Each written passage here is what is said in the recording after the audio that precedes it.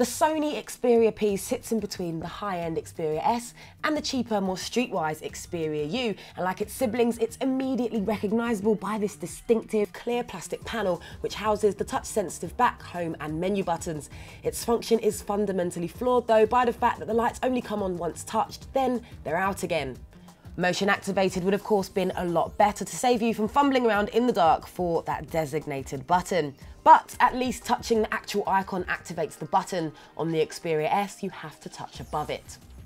Now when it comes to design, this is one solid mobile. It has an aluminium unibody design that's only 10.5mm thick.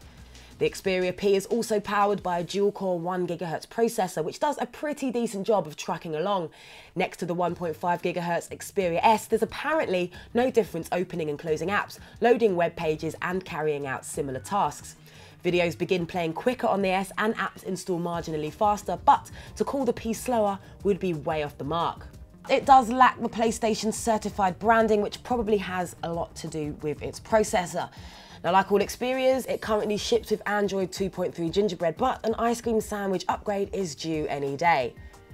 Now, the 4-inch 950 by 540 pixel screen is super crisp, helped by Sony's classy OS skin. In fact, the Xperia P is a multimedia marvel. The 8-megapixel photos are up there with the best, and there's plenty of effects to sink your teeth into. But best of all, it has a dedicated camera button and goes from sleep to snap within around a second between shots, but it does require a pretty hard push. Movie watching is an equally awesome experience, but the only caveat, there's no SD card slot. The built-in 16GB is your lot. On the connectivity front, an HDMI output and NFC take the lead, and yes, there is an HDMI cable in the box.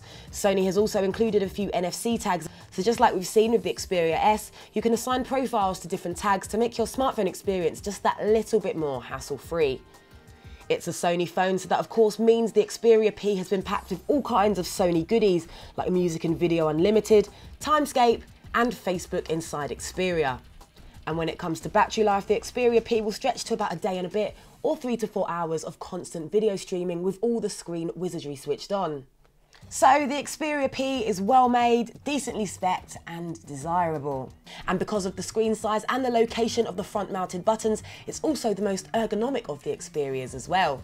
But for an extra £35, you can bag yourself the Xperia S. So with that in mind, it's fair to say the Xperia P is hardly a viable mid-price alternative, and you'd be pretty silly to turn down double the storage, a bigger screen and a much faster processor, all for the sake of ergonomics and the price of a night out.